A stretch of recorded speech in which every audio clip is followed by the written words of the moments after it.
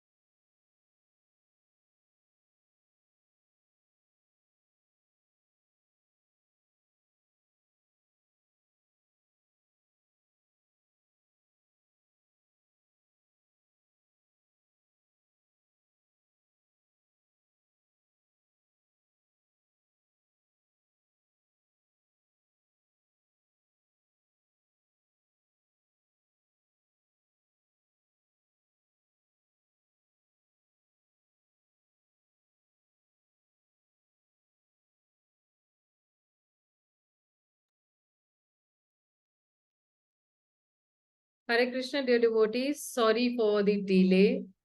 There was some guest at my place, so I was just attending them. So we'll just start. Om Namo Bhagavate Vasudevaya. Om Ajnanatimirandasya Jnananjana Shalakaya Chakshurum Militam Yena Tasmai Shri Guruve Namaha. Shri Chaitanya Manobhishtam Stapitam Yena Bhutale Swayam Rupa Kadamayam Dadati Swapadantikam Vandeham Shri Gurun Shri Yutapadakkamalam Shri Gurun Vaishnavamscha Shri Rupam Sagrajatam Sahagana Raghunathamvitam Tam Sajivam Sadvaitam Sarvadutam Parijana Sahitam Krishna Chaitanya Devam Shri Radha Krishna Padan Sahagana Lalita Shri Vishakhamvitamscha Namo Vishnu Padaya Krishna Prishtaya Bhutale Srimate Bhaktivedanta Swami Niti Namine Namaste Saraswate Deve गौरवाणी प्रचारिणे निर्विशेष शून्यवादी पाश्चात देश तारिणे नमो महावदन्याय कृष्ण प्रेम प्रदायते कृष्णाय कृष्ण चैतन्य नामिदार्कशे नमः हे कृष्णा करुणा सिंधो दीनबंधो जगत्पते गोपेश गोपिका कांत राधा कांत नमोस्तुते वाञ्छाकल्पतरुभ्यश्च कृपा सिन्धुभ्य एव च पतितानं पावनेभ्यो वैष्णवेभ्यो नमो नमः श्री कृष्ण चैतन्य प्रभु नित्यानंद श्री अद्वैत श्री गदाधर श्रीवासादि गौर भक्तवृंद हरे Krishna Krishna Krishna Hare Hare Hare Ram Ram Ram Hare Hare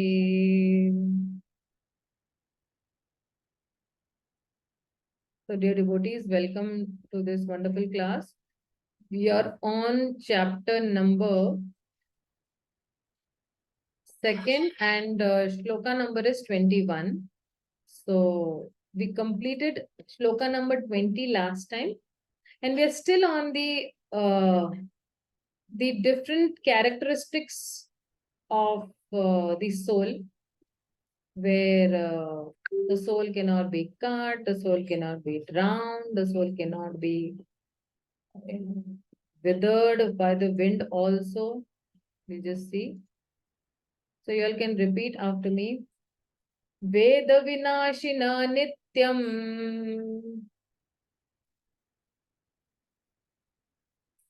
ya enam ajam avyayam katham sa purusha partha kam ghata yati hantikam.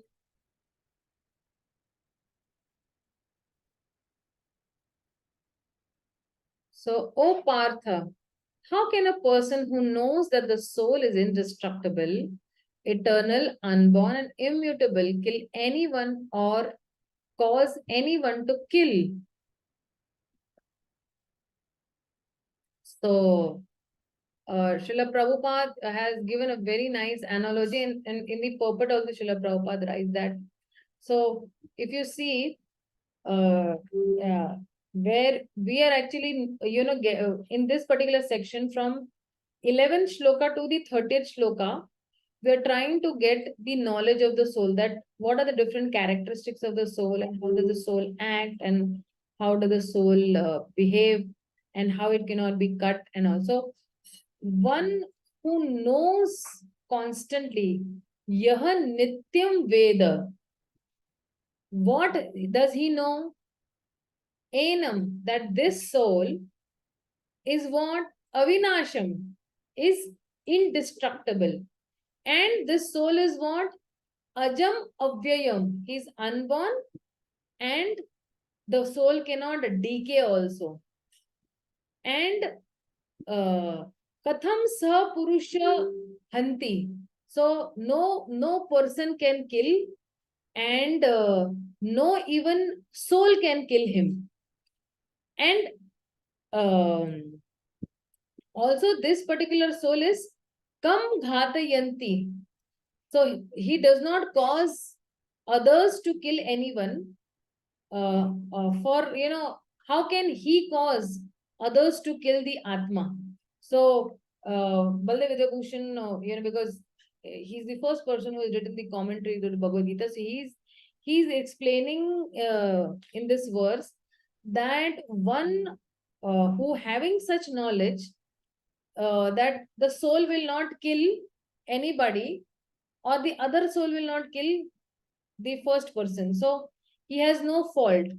And that is why, though he is engaging in a war with a conviction in dharma, or causes others to engage in such a war. So one who understands through logic and scripture that the soul is indestructible, avinasham, you can say, he is ajam, he is unborn, and without, avyayam, decay. So kills whom? And how does he kill when engaging in the battle? So though he causes others to engage in the battle, whom does he cause them to kill? And how does he cause them to kill? So a question, the use of this question means that, or an interrogative means that, he kills no one and cannot do it at all, nor does he cause others to kill anyone and cannot cause it at all. So Srila Prabhupada is saying that we are, we are saying that, Srila Prabhupada is saying that everything has its proper utility. So if a man who is situated in complete knowledge, he knows that where to apply a proper utility. So for example, violence has its utility, and how to apply violence will depend upon the person's knowledge. So this Manu Samhita Prabhupada is saying is a book of law, and it is supported that a murderer should be condemned to death, so that in his next life he will not have to suffer for any great sin he has committed. So currently there are so many murderers going around, we know, in the news. So now for such people, hanging them to death is actually solution. Why? Because whatever sin he has done of killing a girl or a boy, then he will not have to suffer for that sin in the next life. So it becomes a tit for a tat, right? He killed her or him. So okay, the government law will kill him. So that becomes nullified, nil. So therefore, the king's punishment of hanging a murderer is actually beneficial for that person. He will not suffer for whatever he has done. So when Krishna is ordering to fight, it should be concluded that violence is for the supreme justice, and thus Arjuna should follow the instructions of the Supreme Lord, knowing that, see, this violence that I'm committing is actually, for Krishna only. I'm acting on behalf of Krishna, so this is not a violence at all, because at any rate, the man, or rather that soul, cannot be killed. So for the administration of justice, the violence is permitted. So when Prabhupada is giving an example that when a doctor is holding a surgical knife in his hand, he's not holding the surgical knife to kill that patient, but to cure him. And therefore, the fighting, that is fighting to be executed by Arjuna is the instruction of the Lord in full knowledge. So there is no possibility only of any sinful actions as such. And even if you see the 21st shloka, it says that how can a person know that the soul is indestructible or eternal or unborn? So then he's saying that because when he will know that why this soul is eternal, indestructible or unborn, and because it cannot cause anyone to kill at all, or neither will he kill anyone, or others can kill him also. So how to justify Arjuna's use of this violence, then Krishna is telling that, see, you're not killing for your own self, you're killing for the purpose of the principle of on the basis of religion. You're not the killing or anybody whimsically. And when Krishna orders such violence, then it is for the supreme justice. So that is why we must understand that it is not for the Arjuna's own entertainment that he has to kill. He is killing for the supreme justice. So that's it. So now in the second shloka, in the 22nd shloka, Krishna will give an analogy.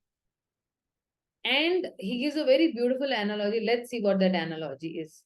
Analogy means an example. Oh.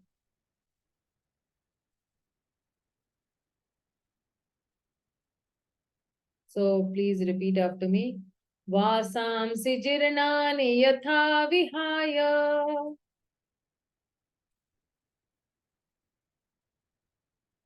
Navani grinati naroparaణि. तथा शरीराणि विहाय जीर्णानि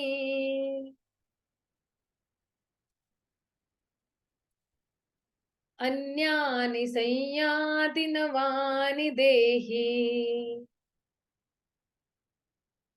So Krishna says that as a person puts on new garments, giving up old ones, the soul similarly accepts new material bodies, giving up the old and useless ones. So if you see, give me 1 minute, I'll just share one PPT that has been there.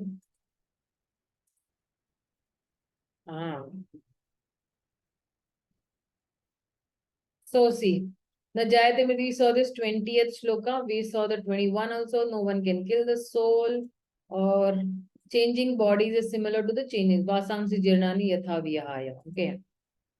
And then, there is the discussion on the past life memories, that there is a proof for the soul's existence. So the reincarnation is the proof for the soul's existence. So if you see Ian Stevenson Carlson, professor of psychiatry at the University of West Virginia, so many 2000 cases he has investigated on reincarnation memories. And if you see these reincarnation memories, if you see this girl, so this girl got turned to a small little girl in a village. And there are so many hundreds of books on reincarnation also. And how are these reincarnation known? That, this phobia comes from the past. So for example, somebody has a phobia of, water. He died, drowning himself. So then he'll have a phobia of water.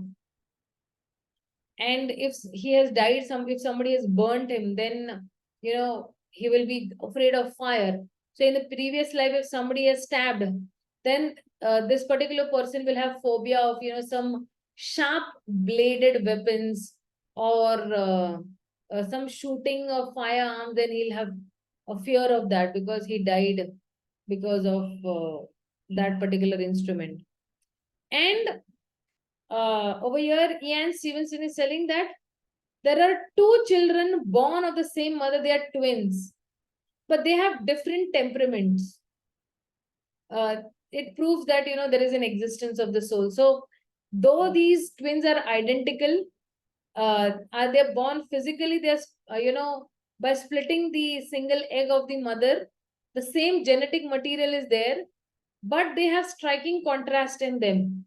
Like for example, if there are two twins born as boys, so one boy will like black color, the other boy will like white color. Or somebody might like pani puri and the other might not like pani puri. Or somebody might like burger and the other might not like burger. So different likes, different temperaments. Somebody might be, one of the boys might be very calm and quiet, but the other might be very mischievous. One might be too much in the mode of goodness, the other might be in the mode of passion. So because these two souls incarnated in two different bodies, they are like, genetically identical.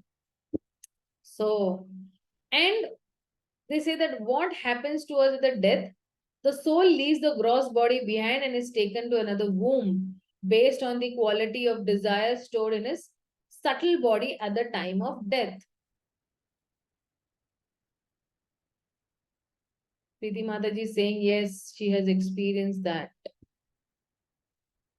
As a person puts on new dresses, giving up the old ones, the soul similarly accepts new material bodies, giving up the old and useless ones.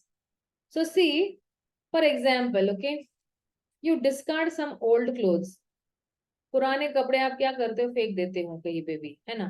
तो क्या आप रोते हो? Do you start crying? Oh, I gave up my old clothes, how bad, how sad, and do you mourn for it? दिन ब दिन आप रोते रहते? No.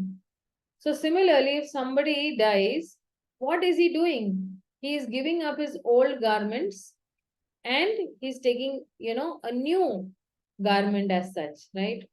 So let's see this. Just give me 1 minute. I need to share it in a different way where there is sound and optimization of the video.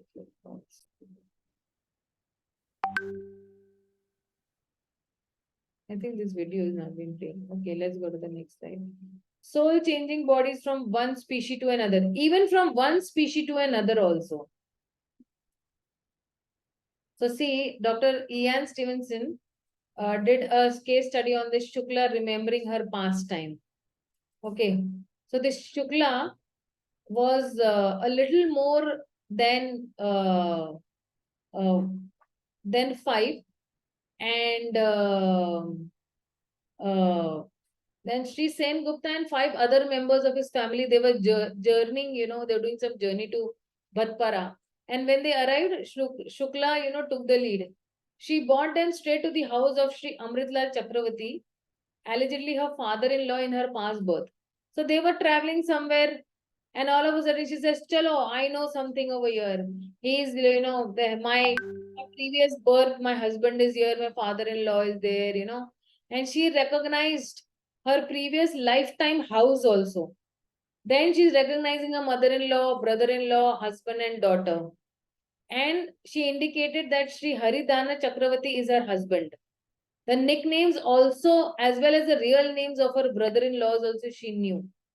So such detailed, memories she was able to actually take. So this is one, example of reincarnation over here. But like that, there are so many, like a particular small boy. He's born somewhere in some part of the country, but he knows how to speak French. And the parents have never taught him French, but he starts speaking French. So these are some reincarnation stories. Then if you see from 23rd to 25th, there are, different, another analysis of the body and the soul. But let me first read the shlokas and then we'll move on to this. Because reading the Sanskrit text is also equally important. So, this is a very famous shloka. You all must be knowing this. Repeat after me. Nenam chindanti shastrani. Nenam dahati pavaka. न चैनम क्लेदयन्त्यापो न शोषति मारुतः. So Krishna is saying that the soul can never be cut into pieces by any weapon, nor burned by fire, nor moistened by water, nor withered by wind. Let's see the next.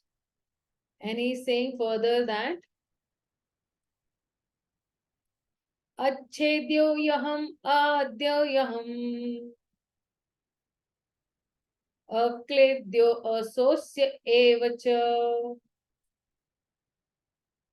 नित्य सर्वगत शांतुर अचलो अयम सनातना. Krishna is saying that This individual soul is unbreakable and insoluble. इसको तोड़ा नहीं जा सकता है और इसको पानी में घोला भी नहीं जा सकता है. And can be neither burned nor dried. जलाया भी नहीं जा सकता है और सुखाया भी नहीं जा सकता है. He is everlasting, present everywhere, unchangeable. You can't change the shape of this particular, soul, right? And immovable. You can't move it also. And eternally the same. So, this is another characteristic of the soul. Let's go to the next, 25th. Then all these three shlokas I'll explain a little bit. So, further Krishna is saying that Avyakto ayam achintyo ayam avikaro ayam uchyate tasmad evam vidhitayanan. So this is actually viditvainam. Okay. Tasvad evam viditvainam nano shochati shochitum arhasi. So Krishna says further, it is said that the soul is invisible, inconceivable, and immutable. Knowing this, you should not grieve for the body. So he's saying that soul is क्या है? अव्यक्त है, invisible. अचिंत्य है, inconceivable. Inconceivable मतलब with our limited senses, we cannot know what the soul is. Avikarya, unchangeable. है ना? And what it is? Yeah, so it's invisible, inconceivable, and immutable. Immutable means only unchangeable. Okay. So, let's see the, what do you say, slides. So see, now it's a revision for all that what we have learned about the soul. From the 11 to this, whatever you can say, cannot be cut by weapons, cannot be burned, cannot be moistened, nasochayanti, cannot be withered by weapon, achedyo ayam adyaho, unbreakable, cannot be burned, and is insoluble and cannot be dried up. Nitya means everlasting. I'm sorry. God, I thought underline karna tha mujhe. Nitya means everlasting. And then Sarvagataha. What is this Sarvagataha? Sarvagataha means that he is existing everywhere. And then Sthanur. Sthanur means एक स्थान से दूसरे स्थान उसको हिलाया नहीं जा सकता है.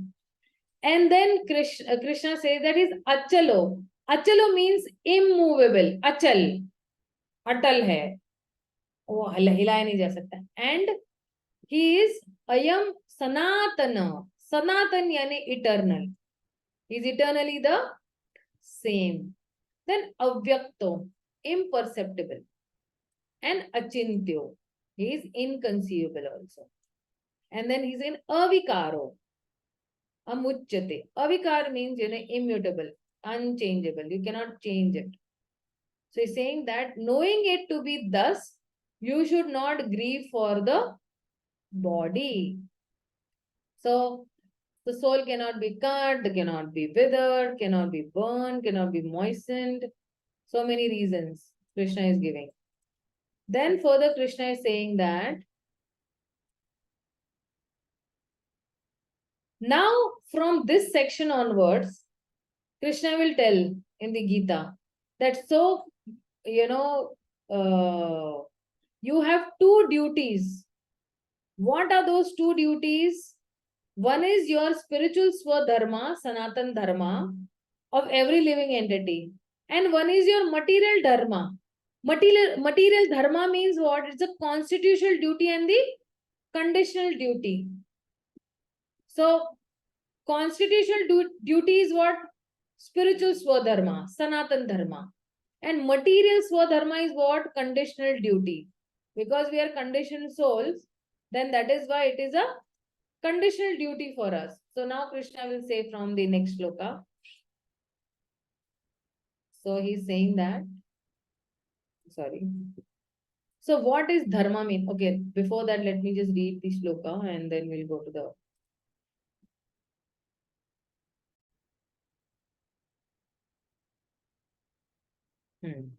So now Krishna is ending this particular section.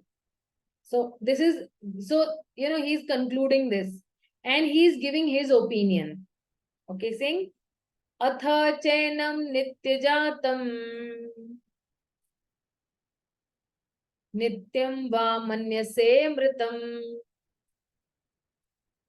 tathapi therefore tvam mahabaho nenam shochitum arhasi. He's saying that if however you think that the soul or the symptom of life will always be born and die forever, you still have no reason to lament. O mighty armed. आपको शोक मनाने की कोई जरूरत नहीं है. And then he's saying that जातस्य हि ध्रुवो मृत्युर ध्रुवम जन्म मृतस्य च तस्मादा परिहार्थे हार्थेय रथे न तुम सोचितुमर्हसि. So he's further saying that one who has taken birth is sure to die, and after death one is sure to take birth again. Therefore, in the unavoidable discharge of your duty, you should not lament. Why are you lamenting then? Krishna is saying that don't lament. You please continue with your duty. So ahead he is saying that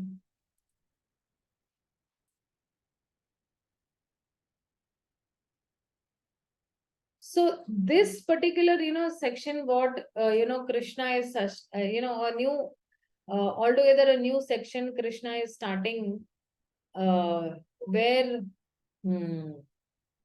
he's saying that there is no loss, there is no this for you, don't worry, don't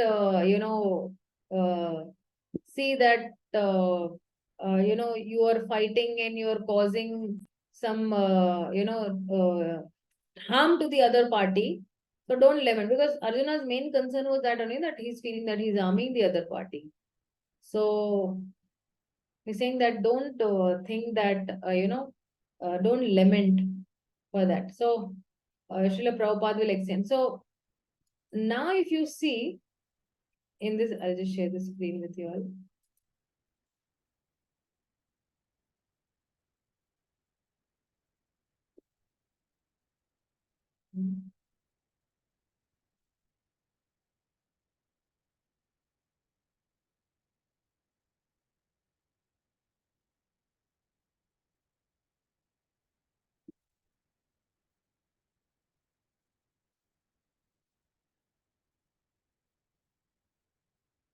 Okay, so another section is not starting from here.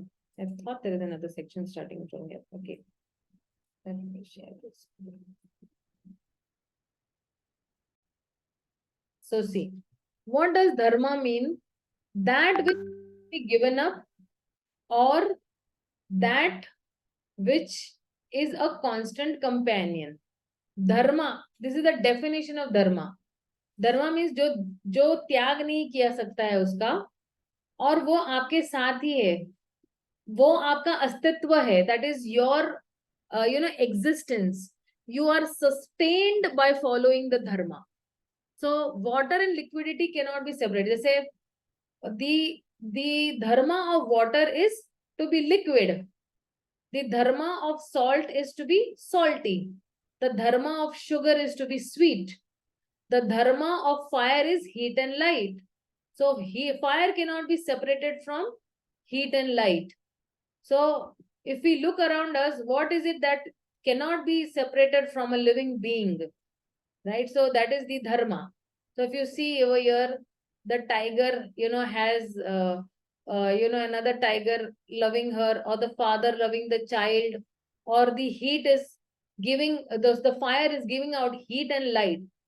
Simultaneously, two things the fire is giving out. So that is actually dharma. So every living being renders service to someone, right? But such service in this world is terminated by death. So, for example, the mother raises the child, but eventually the mother's service at the time of death is terminated, right? That way. Or a particular grocer is giving service to his customers, or if a master is giving service to the dog, or the dog is serving the master. So, because the material world is temporary, everything is temporary over here. And that's where uh, things terminate, relations terminate. So every living being loves someone, but the relation and love in the material world is temporary. Dukkhalam ashashvatam. This material world is what? Firstly, full of miseries, and it is temporary. Ashashvat. Ashashvat means temporary. Okay. So now Krishna is saying that the dharma of the soul is to love and serve God. Now this is our Sanatan Dharma. ये हमारी constitutional duty है. This is our constitutional duty. Constitutional duty means what? Our permanent duty. Our original duty. In this world, when paycheck is stopped, service to company is also stopped. Right? For example, I'm working in some company, and if my boss does not give me a salary, what will I do? I will stop working for that company. Though we may want to go on loving our parents, relatives, and friends, death stops our connection and we move over to another situation. So, if we experience the death of our loved ones, of our relatives, what happens is it is stopping our connection. And then what do? We move on, right? We move on to the other, situation. We don't sit the whole life that we are lamenting. We'll have lamentation for some time, but we'll move on. But God is eternal. भगवान क्या है? शाश्वत है. Soul eternal है. Soul भी शाश्वत है. And the loving relation between the two is also eternal. So the loving relation between the soul and the Lord is eternal. That eternal love and service to God is called Sanatan Dharma. तो सनातन धर्म की परिभाषा क्या है? What is the definition of Sanatan Dharma? The eternal love and service to God is called Sanatan Dharma. Sanatan means eternal. And Dharma means the Dharma of the soul is to love and serve the God. So this is our original constitutional position. ये हमारी वास्तविक स्थिति है. That we are meant to love and serve the Lord. Okay. So this is our. So just as a man suffering from amnesia forgets his parents and relatives, we have forgotten our love and service to God. तो जैसे ना किसी को वो नींद की गोली दे दी है या वो लोकल एनेस्थीसिया दे दिया है, तो क्या होता है? For some time he'll forget, but then again he will remember. So currently what has happened is we have forgotten our love and service to the Supreme Lord. We need to revive it. We need to re-establish that love with the Lord. Temporary and false relationship of this world that are finished with time. Of course, if I die, all my relations will die with me only. right? I will take them with me only. That way. A spouse centeredness, family centeredness, all these relations will be, finished with time. If somebody's money centeredness, when he dies, he's not going to take this money and go up or wherever in the next lifetime, whatever birth he'll take. Work centeredness, people are very addicted to computers and whatnot things. Possession centeredness, I want a car, I want a BMW, I want this, I want that. Pleasure centeredness, somebody, get pleasure in playing cricket with some video games. Friend and enemy centeredness. Oh, he's my friend, he's my enemy. And in this process, when you have you think that he is my enemy, you can kill also the other person. And dog centeredness, especially in the US, people are dog centeredness. They love their dogs. For them, that dog, they die in the dog consciousness only. They don't die in Krishna consciousness. So all this, spirit. So this is actually material happiness. But spiritual happiness comes from serving the Supreme Lord, executing the spiritual Swadharma or the Sanatan Dharma or the constitutional duty. So, when Krishna is telling Arjuna, okay, you fight. So, okay, this is actually another section which has started. Let me just stop the screen. We'll start with when we come to the next section. So, when Krishna is telling Arjuna to fight, he is not saying that, okay, you just you just fight on the basis of some whimsical things.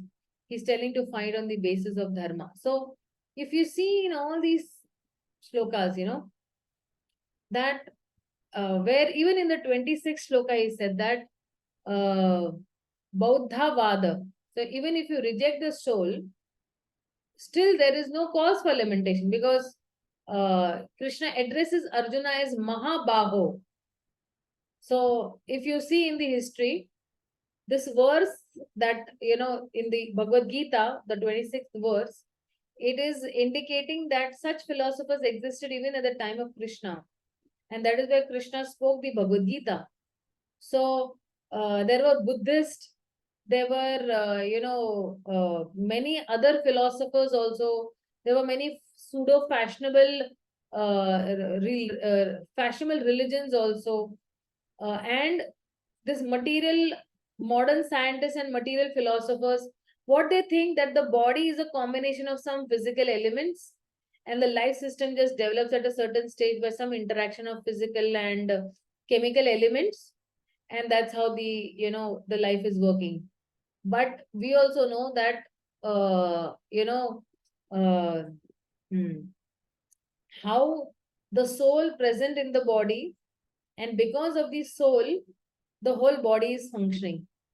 So now if you see that, how can Arjuna overcome his lamentation and material compassionation? So why should he not lament?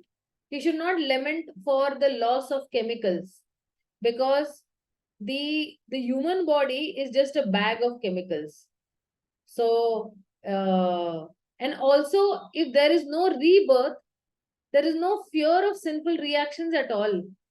So Arjuna's argument was that no, if I kill, I will get sinful reactions. But see, if there is no rebirth only, according to what these philosophers are saying, then there is no fear of sinful reactions also. So that is why Krishna is addressing Arjuna as Mahabaho. It's like a sarcasm that, this such philosophy is not expected from a person like you who's an Aryan. And because this philosophy is leaving aside all our Vedic wisdom also. So now, where Krishna is also saying that, some people have karmavad also, that one has to take birth according to his activities in his past life and die after finishing his term of reactions. So, okay, the death is generating, and there is no loss in this natural cause of events that are there. So that is why uh, the Bhagavad Gita is helping, or Krishna's instructions are helping Arjuna to dispel his lamentation based on some illusionary bodily concept. So there is cycle of birth and death, and it does not support unnecessary, slaughter or murder or wars. But violence sometimes is an inevitable factor, because violence and war are inevitable because of law and order. And if there was no battlefield of Kurukshetra, then there would be no law and order. Duryodhana, becoming the king, would have created havoc in the society. He would have created a great havoc in the society, and that's why this war was necessary. So there is no need to fear for Arjuna for for the death of his relatives, and there is no need of to fear for the sinful reactions also. So when the death generates no loss, irrespective of whatever philosophy you are following, all created beings are are unmanifest in their being, and they are manifest only at an interim stage. They become again unmanifest, when the whole cosmic manifestation is annihilated. So Srila Prabhupada is establishing that loss of body is never a cause of lamentation. Whether you accept the existence of the soul or you don't accept the existence of the, if you do not accept the existence of the soul, then the body changes from unmanifest state to an manifest to an unmanifest again. So this conversion of energy and matter is like maintained, and so of course there is no need to lament. And Prabhupada, in one of the purports, he's saying that okay, the skyscraper has manifested from the earth and it will go back into the earth. So how is the skyscraper manifested from the earth? Whatever material is required to make that skyscraper, earth, water, air, fire, ether, all these five elements, is he's taking from the earth to make that building. And then if there is a, if there is an earthquake again, it will go back to the earth. So if you accept the soul, then he's saying that the body is like the dress, or it is like a dream that okay, you're flying in the air in sky and all, and you're sitting on the chariot as a king. So nobody is lamenting for the change of the dress, or nobody is lamenting for the situation of a dream. So that is why the Vedic culture or the Vedic wisdom is encouraging for self-realization on the basis of the non-existence of the material body. Material body अगर मर जाता है तो फिर जो है कोई शोक मनाने का कारण ही नहीं है, क्योंकि ये कैसे हो गया? It is exactly like you're changing dresses, and for changing dresses you don't really lament. So one amazing verse which Krishna is saying that give me 1 minute, okay, I'll just lower my hand and share with you the screen. The next verse is saying that आश्चर्यवत् पश्यति कश्चित् एनम् आश्चर्यवद् वदति तथैव चान्यः आश्चर्यवच्चैनम् अन्य शृणोति श्रुत्वाप्येन वेद न चैव कश्चित्. Think now, how do people look at this soul? Some look on the soul as amazing, some describe him as amazing, and some hear him as amazing, while others, even after hearing about him, cannot understand him at all. So, Srila Prabhupada is saying that because this word is titled as amazing word. Everybody is looking, some people look at the soul as amazing, some say that describe him as amazing, some hear of him as amazing. Amazing, I did not know that the soul is indestructible. Amazing, I did not hear about it. So different types of people who misunderstand the soul and they find it amazing. So those who find this fact too amazing, that the same soul in magnitude and quality is the cause of variety of species from the biggest to the smallest, and those who are too encouraged in gross material conception and sense gratification, that like the subject of the soul is like too subtle to be understood by men, or those who are not very very austere, or some who accept the soul but they are misguided, because of the acceptance of the super soul and the atomic soul to be equal in magnitude. So, how to understand the soul? What is the easiest process to understand the soul? Srila Prabhupada is saying that you accept Bhagavad Gita, as given by the Supreme Lord, as it is. And to understand this Bhagavad Gita or to understand the soul, it requires tapasya or penance. It requires some sacrifice also to accept Krishna as the Supreme Personality of Godhead. And how is it possible? Only one way it is possible. Only it is possible by the causeless mercy of the devotee. So, this is what, Krishna is saying that.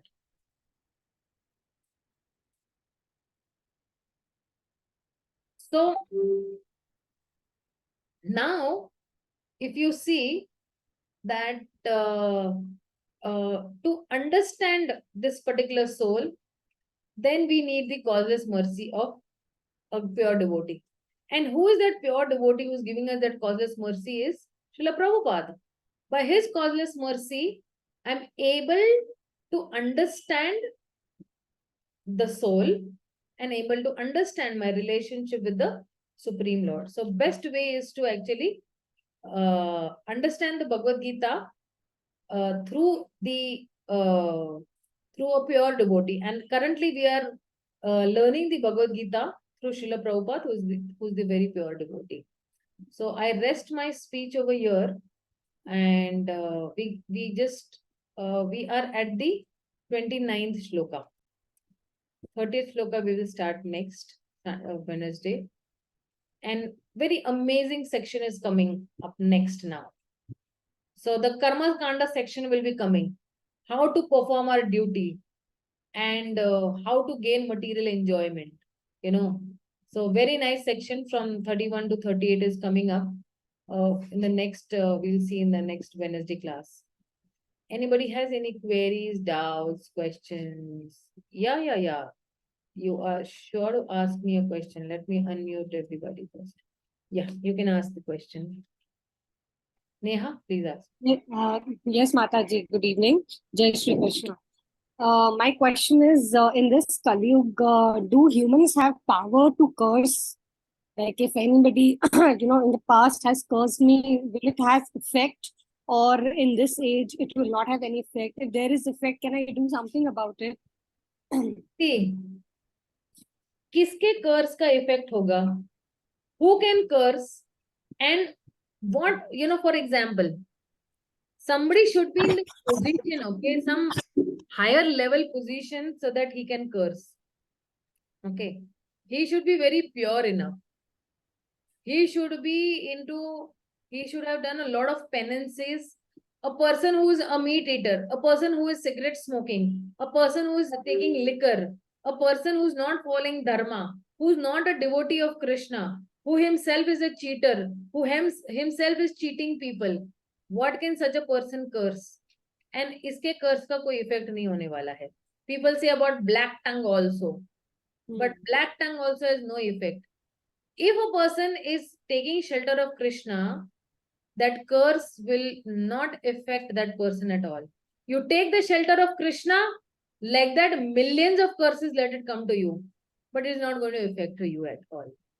So आजकल है ना, बोलते हैं ना, मैं तुम्हें श्राप देता हूँ, मैं तुम्हें ये देता हूँ, and all that. That person should be a pure person in himself also.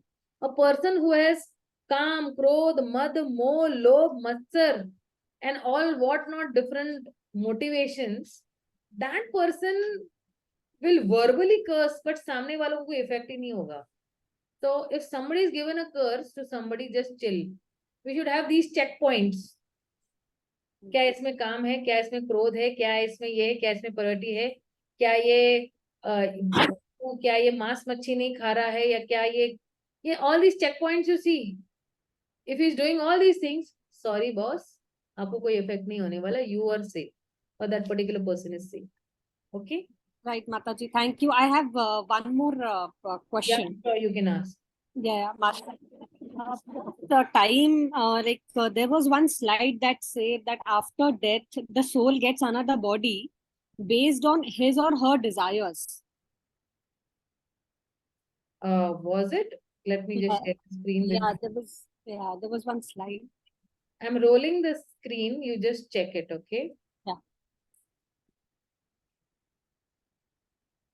Before this.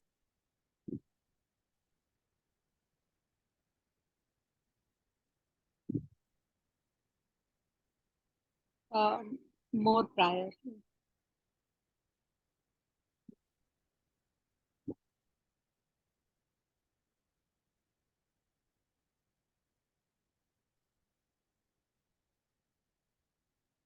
More? Yeah.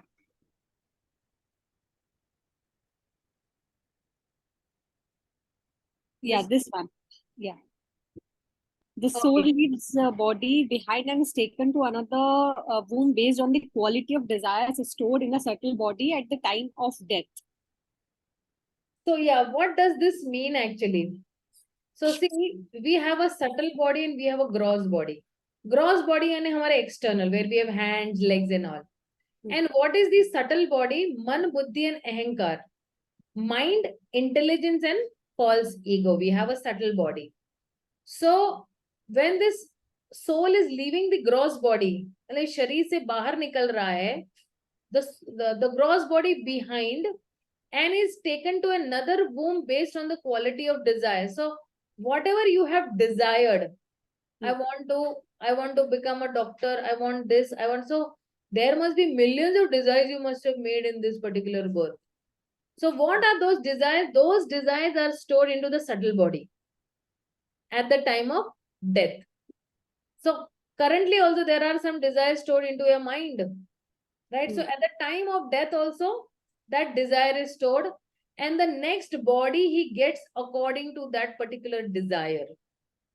So for example, somebody dies, oh my dog, oh my dog. So he died in that particular consciousness. He desired that he wants to be with his dog all the time. What will happen? In the next birth, he will become a dog. आप जिस चेतना में मरते हो ना, आपको अगला शरीर वही मिलता है. Whatever consciousness you die, 8th chapter में बहुत elaborate इसमें आएगा.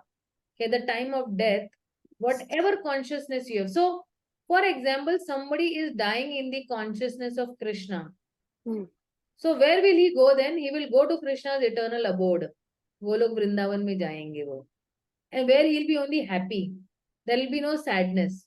But if somebody is thinking, oh my house, oh my family, oh my husband, oh my father, oh my mother. So you will be born in that same house, but maybe as a cockroach, or maybe as a lizard, or maybe as some small, insect. So because you're too attached to the family, you're too attached to the house also. So that consciousness you carry with your subtle body at the time of death, and the next birth then you get accordingly. Okay, Mataji, any more clarification on this? Right, Mataji. So, Mataji, so if like after practicing this spirituality, if desires are fading away, or if like I'm feeling like I'm getting detached from the material world. So like earlier there was desire of family and all these things, a lot of material stuff, and now I don't see that in me. So is it good or is it bad, or is there any No, way no, to no. balance? See, we have to understand to make a balance between the two. Because currently your material duty, when we say, when we say that the constitutional duty, right? When I spoke over here,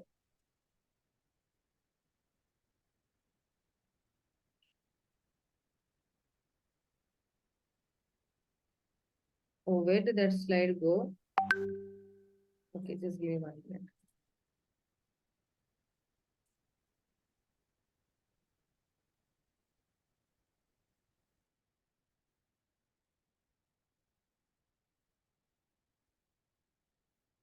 Yeah, here it is. Okay. And more elaborately, you have it here. Okay, yeah.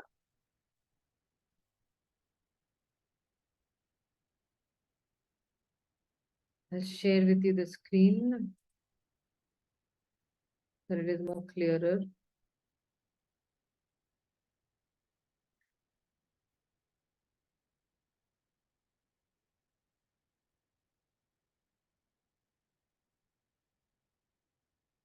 Hmm. See, when I say over here, the spiritual Swadharma, that is Sanatan Dharma. So this is your constitutional duty. But you have a conditional duty also, ना material स्वधर्म भी है ना आपका. वो स्वधर्म क्या है कि आप माँ हो, आप बेटी हो, आप बहन हो, you are a daughter, you are a mother, right? That is your what do you say? That is your material dharma, and that material dharma, conditional dharma, cannot be given up. Because if we try to give up this material dharma, then it will be very difficult. So we need to balance. Balance कैसे करना है? That whatever is my duty, if I am a mother, I will follow. If I am a wife, I will follow. If I am a daughter, I will do all my duties very nicely. At the same time, I will keep Krishna at the back of my, mind also, equally. And that way I will function, in a balanced way. So it is not so when we say, it is not at an extreme level. Okay, we don't have to be an extremist.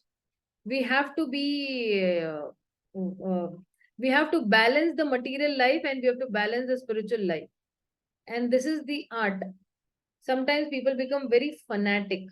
So we don't have to become fanatic. We have to balance every aspect of life. Like, for example, uh, relatives will complain, parents will complain, but we should know that once in a week, 1 hour we can give to our relatives. Once in a week, we can give, time to our parents also. Like I spend 1 hour with my mother every day, because she has all, though she's a devotee, she's also a human being, right? She's also age 72. She has a complaint that all my time every day is going only in preaching. So what I am currently doing is that I am sitting down with her, and 1 hour with her, I am chatting with her every day. My father does not have gone, because my father is an Atmaram. He is very self-satisfied. He is very happy chanting, reading, and doing his own preaching work. So my mother is thinking that my daughter is not giving me time. So what I have done is, I'm giving 1 hour in a day, and she's very satisfied. She's very happy. So we should learn how to give time to our relatives also. Learn. Like my sister was discussing with me today. She's telling that though we have become devotees, but we have our some conditional duty also. And it's not all about preaching, preaching, preaching and giving classes, because she's also giving some multiple classes at her level also. She's saying that, we have children, then now schools are reopening. We have, to get their books and their bags and new dresses and stationery and so many things. The child is falling in, you take them to the doctor. You run to the doctor, you take care of the child. You have in-laws also in the house. So these are our, conditional duties, and we need to cater to them. but not forgetting our constitutional duty also. So we need to have a balance of the two. And we can have a balance of the two with how? Morning, you do your constitutional duty, chant, read, hear. Then the whole day is there for conditional duty, material duty. So that way you can balance. Okay. Thank you, Mataji. Yeah. So I'm very sorry. I have another immediate reading class. So I won't be able to, continue, but we'll continue next Wednesday. Thank you so much. Srila Prabhupada ki jai.